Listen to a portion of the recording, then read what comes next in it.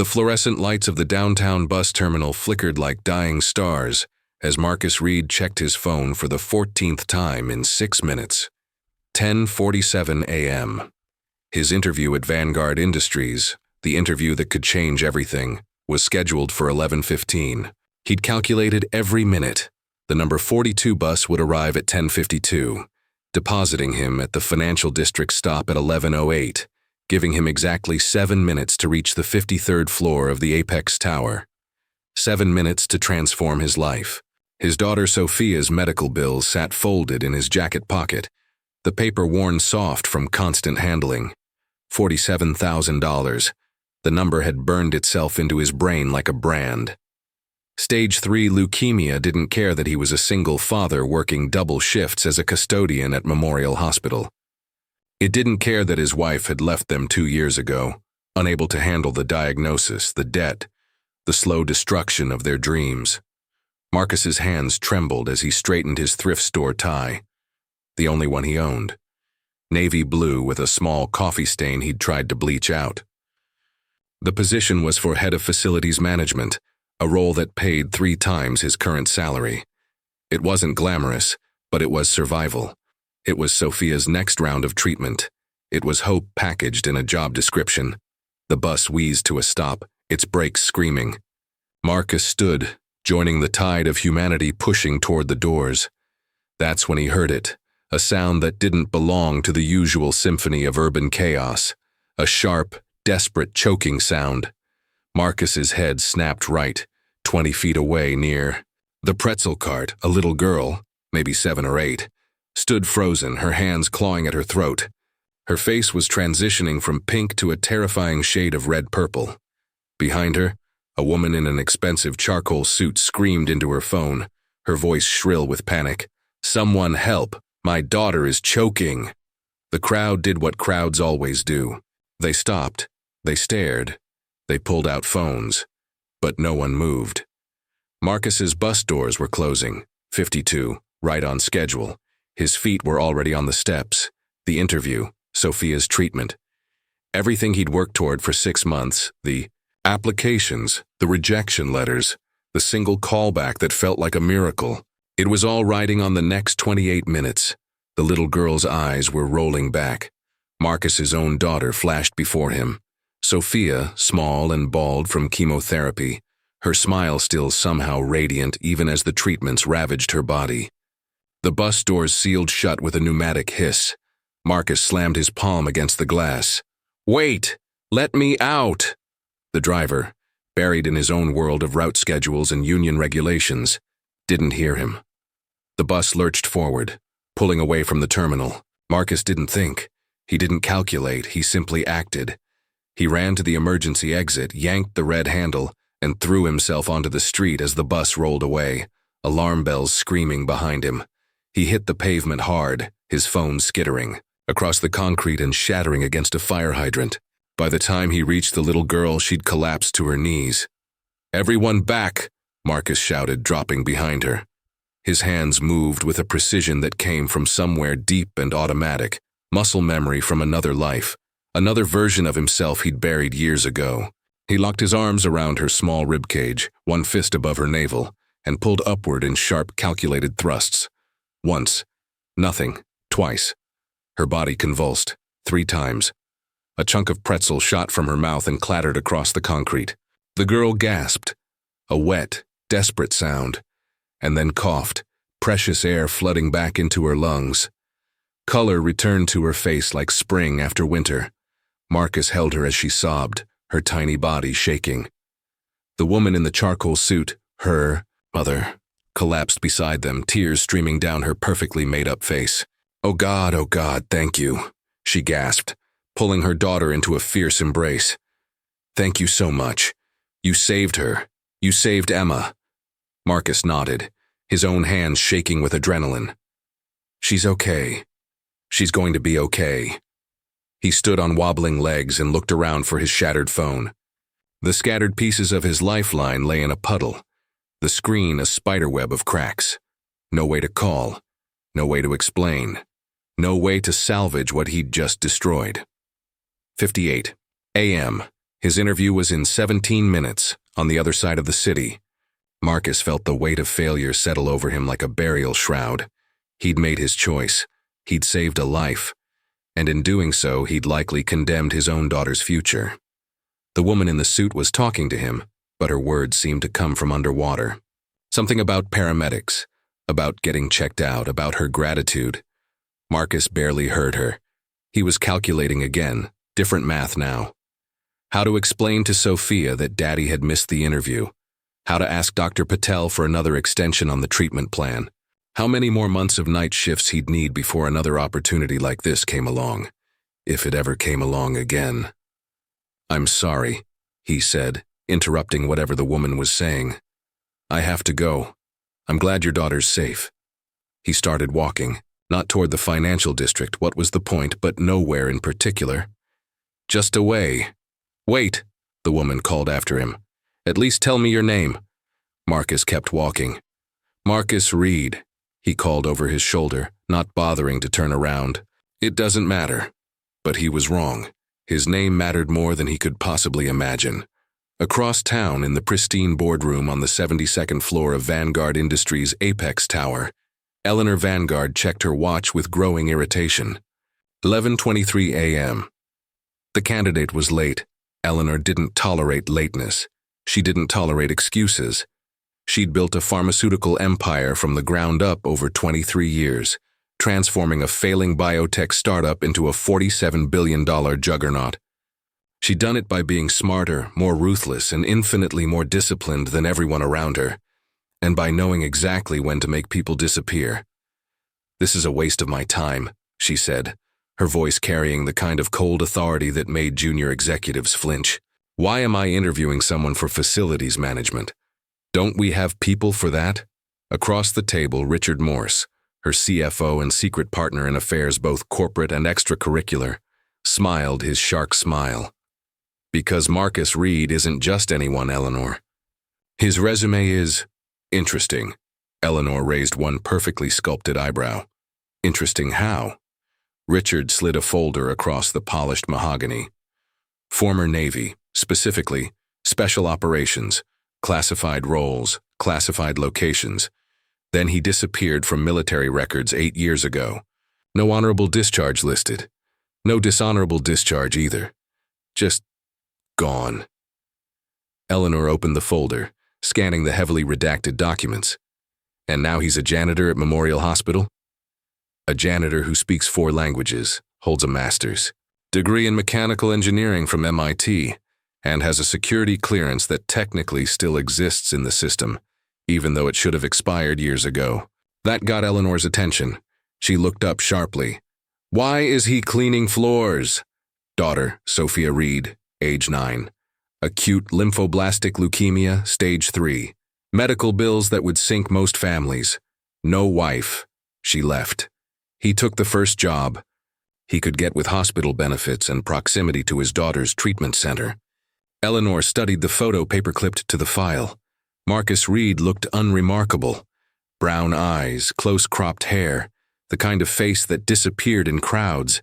But there was something in his expression, even in a simple ID photo, a hardness around the edges. A story written in the set of his jaw. "So we have a highly trained operative with nothing to lose working in a hospital that just happens to sit on the most valuable piece of real estate in the city," Eleanor mused. The Memorial District. Prime development land, worth approximately $200 million if someone could convince the city to sell. Richard's smile widened. "Exactly. And who better to help us with our confidential infrastructure project than someone invisible? Someone desperate? Someone who used to know how to navigate secure facilities and classified information?" Eleanor felt the familiar rush of a plan coming together. She'd been working on acquiring Memorial Hospital for 3 years, through shell companies, political pressure, manufactured health violations. The building sat on a gold mine, and she intended to transform it into luxury condominiums and a private medical facility for the ultra-wealthy. But she needed inside information. She needed someone who knew the building's security systems, its structural vulnerabilities, its secrets. She needed a man with nothing to lose. "Where is he?" she asked. Richard checked his phone. That's the interesting part. He's not coming. We just got a call from his emergency contact, a nurse at Memorial. Apparently he was involved in some incident at the bus terminal, saved a choking child, missed his bus, lost his phone. He's probably halfway back to his mop bucket by now, thinking he blew his one chance. Eleanor stood, walking to the floor-to-ceiling windows that offered a god's-eye view of the city. Somewhere down there, Marcus Reed was learning a lesson about choices, about sacrifice, about how the universe punished those who let emotion override logic. She knew that lesson well. Find him, she said quietly. I don't care how. Find Marcus Reed and bring him to me.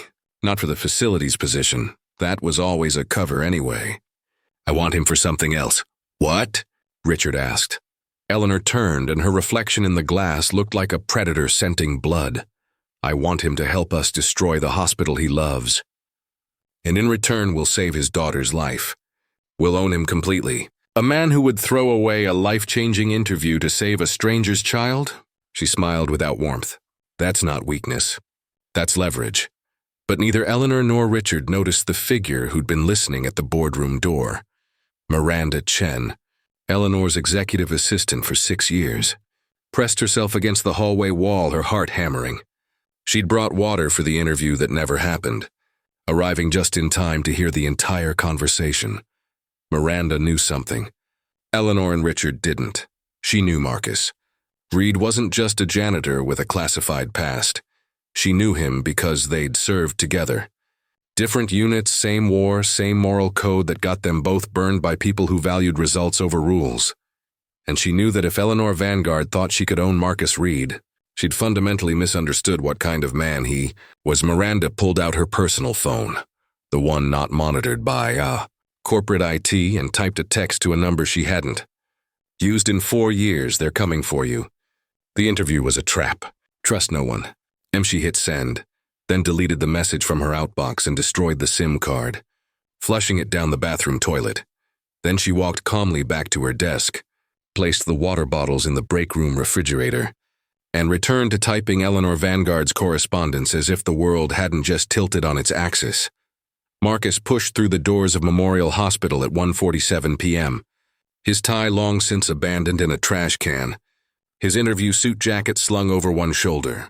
The familiar smell of antiseptic and floor polish wrapped around him like a bitter comfort. Home. The place where his daughter fought for her life. The place where he emptied trash cans and mopped blood from operating room floors. The place where he'd become invisible. Just another working poor ghost haunting hallways, while doctors performed miracles and insurance companies performed executions. Marcus. Rosa Martinez, the head nurse on the pediatric oncology floor, hurried toward him, her face creased with concern. What happened? I got a call that you missed your interview? Something about the bus terminal? Marcus managed a weak smile. Somebody needed help. Rosa's expression shifted from concern to understanding to frustration in 3 seconds flat. She grabbed his arm, pulling him into an empty conference room. Marcus Reed, you are the most infuriating man I have ever met, she hissed. That interview was your chance. Sophia's treatment plan expires in 6 weeks. Dr. Patel already pushed the payment deadline twice. The hospital board is breathing down his neck. You needed that job. A little girl was choking, Rosa, so let someone else save her. You think you're the only person in that terminal who knows the Heimlich? Marcus met her eyes. I was the only one who moved. Rosa deflated like a punctured balloon. She pulled him into a fierce hug. You're a good man. Too good for this world. But Sophia needs you practical, not heroic. I know. They stood in silence for a moment, the weight of impossible choices hanging between them. She asked about you this morning, Rosa said softly. Sophia. She wanted to know if you were wearing your lucky tie. Marcus felt something crack in his chest. What did you tell her? That you'd come by after the interview? That you'd have good news? Rosa pulled back, wiping her eyes. Go see your daughter, Marcus. At least make that part true.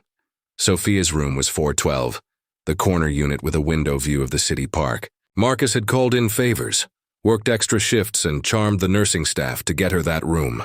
She deserved sunlight. She deserved to see trees and sky and anything except hospital ceiling tiles. He found her sitting up in bed, her bald head covered with a princess crown someone had made from construction paper and glitter. She was drawing with colored pencils, her IV line carefully arranged so it didn't interfere with her art. "Daddy." Her face lit up like Christmas morning. "How was the interview? Did you get the job?" Marcus's heart shattered into approximately 1,000,000 pieces. He sat on the edge of her bed, taking her small hand carefully, always careful of the bruises, the port, the fragile architecture of her failing body. "The interview didn't happen, Princess." Sophia's face fell. "Why not?" "A little girl needed help. She was choking, so I helped her." Sophia considered this with the serious expression she got when thinking hard about something. Then she smiled. "Did you save her?" "Yeah, sweetheart. I saved her. Then that's better than a job. You can always get another job, but that girl only has one life, 9 years old, and she understood things that eluded most adults."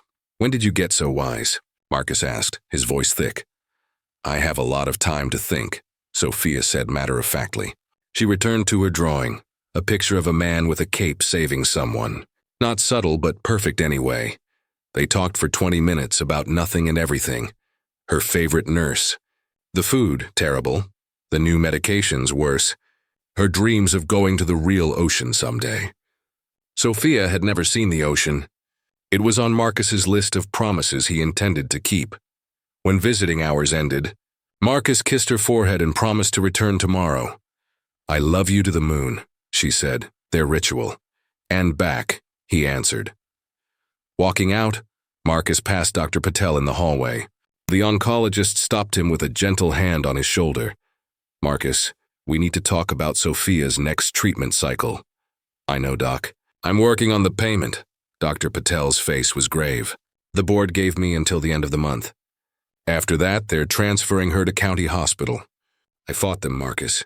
I called in every favor I have.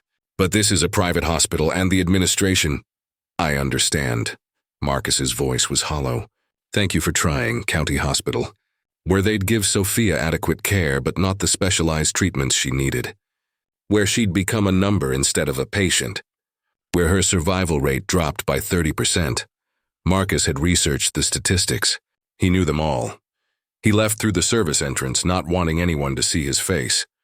The autumn sun was setting, painting the sky in shades of fire and ash. Marcus walked without direction, his mind spinning through impossible math. That's when the black Mercedes pulled up beside him.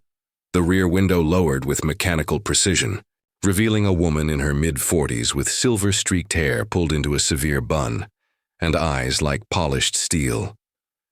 Eleanor Vanguard looked at Marcus Reed like he was a puzzle she'd already solved. "Mr. Reed, I believe we had an appointment this morning. I apologize for the confusion. There was a scheduling error. Would you mind joining me for a brief conversation? I promise it's worth your time." Every instinct Marcus had, instincts honed through years of operations in places that didn't officially exist, screamed at him to walk away. This woman was danger in a $1,000 suit. Whatever she wanted, it came with hooks hidden beneath pretty words. But Sophia's face floated before him. Sophia, asking when she could see the ocean. Marcus opened the car door and climbed inside. The Mercedes's interior smelled of leather and money. Eleanor Vanguard sat across from Marcus, separated by enough space to be professional but close enough to study him like a specimen. "You saved my daughter's life this morning," she said without preamble. Marcus blinked. "What?" "Emma, at the bus terminal. The girl who was choking." Eleanor pulled out her phone, showing him a photo. The same little girl, now smiling and healthy, holding a stuffed elephant. "That was my daughter. I was so panicked I didn't get your name until later. When I called to thank you, I discovered something fascinating." She swiped to another image. "His resume, his interview file. You were supposed to be at my company this morning for an interview, and you missed it to save Emma." Marcus said nothing. His mind was racing through possibilities, none of them good. Eleanor leaned forward. "I'm going to be direct with you, Mr. Reed. I owe you a debt I can never repay. You gave me back my daughter, so I'm going to give you something equally precious." She pulled out a tablet and turned it to face him. On the screen was a medical file, Sophia's file. Your daughter needs experimental immunotherapy that costs $400,000 per treatment cycle. She needs 3 cycles minimum, possibly 6. We're talking about $2.4 million in care. Marcus felt cold. How did you... I own Vanguard Industries, Mr. Reed. We have partnerships with every major hospital in the state. I can access any medical record I need to. She smiled, but it didn't reach her eyes. I can also pay for anything I want, including saving your daughter's life. The world stopped. Marcus stared at this woman, this stranger, who held his daughter's survival in her manicured hands. What's the catch? His voice was barely a whisper. Eleanor's smile widened. Smart man. Here's the catch. I need your help with a project. It's confidential. It's morally complex, and it requires someone with your specific skill set. Someone who knows how to navigate secure facilities. Someone who understands structural weaknesses. Someone invisible. What kind of project? The kind that will make both of us very wealthy and give your daughter not just survival, but a life worth living. Private schools, travel, a future without debt crushing her before she's old enough to drive. Marcus's hands clenched into fists. And if I say no? Eleanor's expression didn't change. Then I wish you and Sophia the very best. I hope you find another way. I truly do. It wasn't a threat. It was worse. It was reality. She would walk away. Sophia would transfer to county hospital, and Marcus would spend the rest of his life wondering if he'd let his daughter die because he was too proud to compromise. What exactly do you need me to do? He asked slowly. Eleanor opened a briefcase and extracted a folder. Memorial Hospital is being acquired by a development consortium. The current board is fighting the sale, but we have ways to encourage them. However, we need detailed information about the building's infrastructure, security protocols, and most importantly, we need access to certain records that are kept in a secure vault in the administration wing. Marcus's blood ran cold. You want me to steal from the hospital where my daughter is a patient? I want you to help me acquire information I'm legally entitled to once the sale goes through. We're just expediting the process. That's corporate espionage. That's pragmatism. Eleanor's voice hardened. Memorial Hospital is a failing institution, Marcus.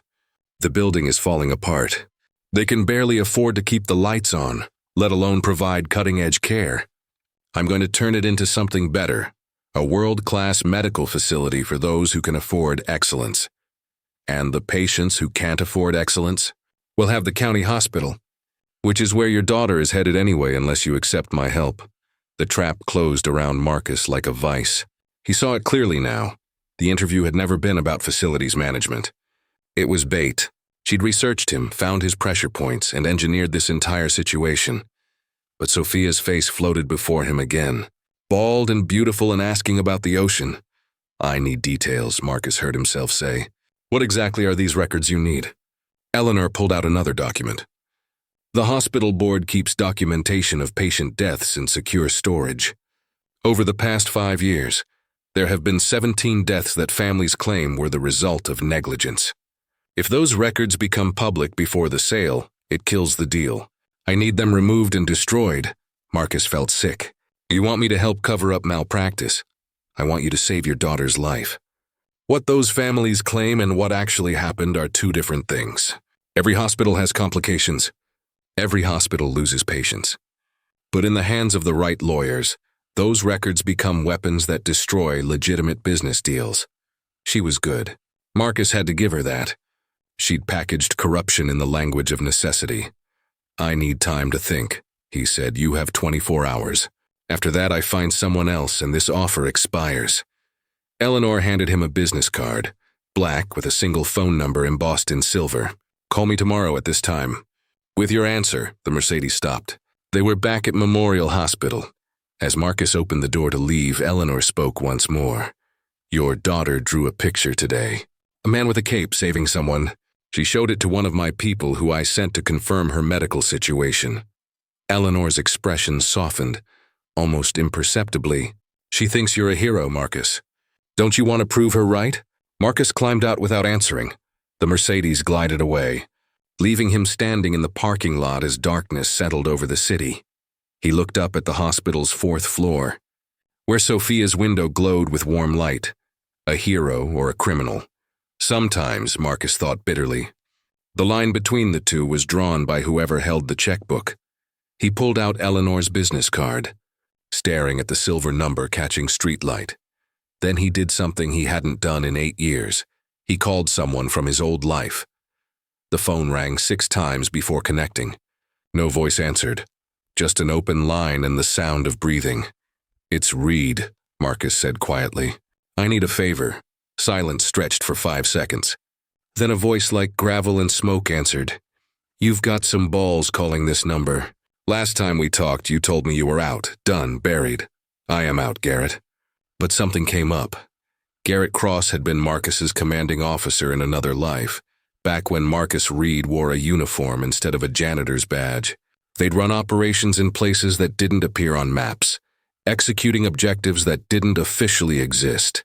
Then Marcus had walked away from it all, unable to stomach the moral compromises anymore. "What kind of something?" Garrett asked. Marcus told him everything. The choking girl, the interview, Eleanor Vanguard, the offer. Garrett listened without interruption until Marcus finished. "You're being played," Garrett said flatly. "This whole thing smells like a setup from foundation to rafters." "I know, but you're thinking about doing it anyway." "My daughter is dying, Garrett." Another silence. Garrett Cross was a man who understood impossible choices. He'd made dozens of them himself and wore the scars inside and out. "All right, here's what I know about Eleanor Vanguard," Garrett said, his voice shifting into briefing mode. "She's clean on paper. Ruthless as hell, but clean. Built Vanguard Industries from a basement startup into a pharmaceutical empire. Patents on 17 blockbuster drugs. Market cap pushing $50 billion. I don't care about her business resume. You should. Because 3 years ago, her company got sued by the families of 32 people who died during clinical trials of an experimental cancer drug. The families claimed Vanguard falsified safety data to rush FDA approval. The case was thrown out due to insufficient evidence. 2 of the whistleblower scientists who were going to testify disappeared. One's body washed up in the river. The other was never found. Marcus felt ice spreading through his veins.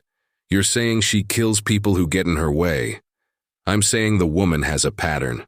She identifies what she wants, eliminates obstacles, and sleeps like a baby afterward. If she's offering to save your daughter, it's because she needs something from you that's worth more than the cost. What could I possibly have that's worth $2.4 million to a billionaire?" Wrong question, Reed. The right question is, what does she want you to do that no one else can? Or will? Marcus thought about the hospital records, the 17 alleged negligence deaths, the families who'd lost people and demanded answers. She wants me to destroy evidence. Evidence of what? She says it's families making false claims. But if she's willing to pay this much to make records disappear, then she's probably got bodies buried in those files. Garrett finished. Real ones. People who died because of decisions she made or ordered. Medical trials that went wrong. Corners cut. Profits prioritized over patients. Marcus leaned against the hospital wall, feeling the weight of it all. "What would you do?" he asked quietly. "If it was someone you loved?" Garrett was quiet for a long moment. "I'd find another way." "There's always another way, Reed. You taught me that once, remember? In Kandahar. When everyone said we had to sacrifice that village to get the target. You found another way. That was different. How? Those people were strangers. This is Sophia, which means you're compromised. Which means you can't trust your own judgment." Garrett's voice softened. "Listen to me, brother. You take this deal, you become what we fought against. You become the guy who justifies anything for the right price. And when Sophia looks at you, if Sophia survives to look at you, will you be able to meet her eyes?" Marcus closed his eyes, seeing Sophia's drawing. "The hero with the cape. I have 24 hours to decide. Then use them wisely. Research Eleanor Vanguard. Find out what's really in those files. And Marcus, watch your back. If she came at you this fast with an offer this perfect, she's been planning this for a while, which means she knows more about you than she's letting on." The line went dead. Marcus stood in the dark, Eleanor's business card in one hand, his broken phone in the other, 24 hours to choose. Between his daughter's life and his soul, he looked up at Sophia's window again. Then he made a decision. That would change everything. He went to find Miranda.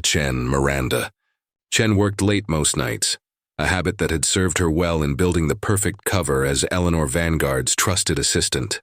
While everyone else left at 6, Miranda stayed until 9 or 10, ostensibly handling overflow work and being indispensable. Really? She was building a case. Marcus found her in her office on the 71st floor at 9:47 p.m., surrounded by file boxes and glowing computer screens. She looked up as he entered, unsurprised. "Took you long enough," she said. "I figured you'd call Garrett before coming here." Marcus stopped. "How did you—" "Because it's what I would do. Sit down, Reed. We don't have much time." Marcus closed the door and lowered himself into the chair across from her desk. "Your text said the interview was a trap." It was. Eleanor's been planning this for 3 months, ever since she identified Memorial Hospital as acquisition target and realized she needed inside help. She went through employee records, found you, and engineered this whole situation. Miranda pulled up a file on her screen, including making sure your daughter's treatment approvals got delayed through back-channel pressure on the hospital's insurance providers. Marcus felt rage ignite in his chest. She made Sophia's situation worse. She created urgency, pressure, desperation, all the ingredients needed to make a good man do bad things. Miranda's expression was grim. Classic recruitment tactic.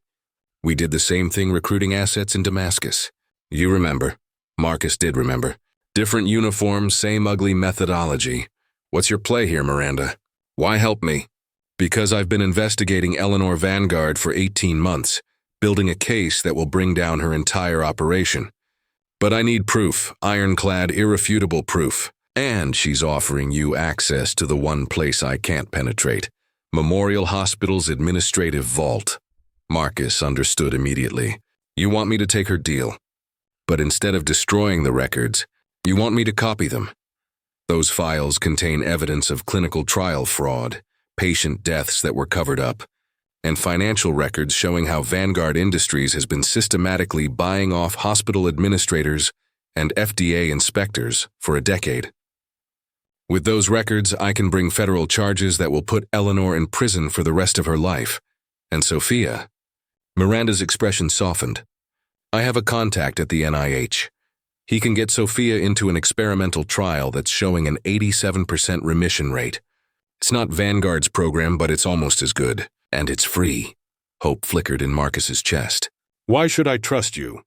"Because unlike Eleanor Vanguard, I'm not asking you to become a criminal. I'm asking you to be what you used to be, an operator who stopped bad people from doing terrible things." Miranda leaned forward. "Eleanor saved your daughter at the bus terminal because you saved hers. You two are even now, morally speaking. You don't owe her this. But those families whose loved ones died because of her fraud, you could give them justice." Marcus thought about Sophia's drawing. "The hero with the cape. Walk me through the plan," he said. Marcus called Eleanor Vanguard at exactly 8:47 p.m. the next day. "I'm in," he said simply. "Tell me what you need." Eleanor's satisfaction was audible even through the phone. "Smart choice, Mr. Reed. A car will pick you up tomorrow night at 11 p.m. Bring tools. You'll need to access the vault's security panel. I'll provide the codes. What about afterward? When do you start Sophia's treatment?" "The moment you deliver the files. I'll have my chief of oncology at Memorial by morning. Your daughter will get the best care money can buy." Marcus hung up and turned to Miranda, who'd been listening to the entire call through an earbud. "She took it," Miranda confirmed. "Now comes the hard part. The next 36 hours were a masterclass in preparation." Miranda provided Marcus with equipment from her old life, a high-resolution scanner small enough to fit in his pocket, a device that would clone security badges, and most importantly, a sophisticated camera system that would document everything. "The vault is old school," Miranda explained, showing him blueprints she'd obtained through her access to Vanguard's systems. "Combination lock, not electronic. Eleanor has the code, she'll provide it to you. But here's what she doesn't know. The vault's ventilation system connects to the main server room. While you're copying files, I'll be in the server room pulling digital records that corroborate everything in those paper files. What if we get caught? Then we both go to prison, and Sophia transfers to county hospital. Miranda met his eyes. This is all or nothing, Reed. But it's the right thing. Marcus thought about Garrett's question. Will you be able to meet her eyes? Let's do it right then. Thursday night, 11:47 p.m. The black Mercedes picked Marcus up outside his apartment building. He carried a canvas tool bag that Miranda had prepared. Everything he needed mixed with enough legitimate equipment to pass a casual inspection. Richard Morse sat in the back seat, his expression unreadable. Change of plans, Richard said as Marcus climbed in. Eleanor wants me to supervise tonight's operation personally. Hope you don't mind company. Marcus's heart rate spiked, but his training kicked in. He smiled easily. More the merrier.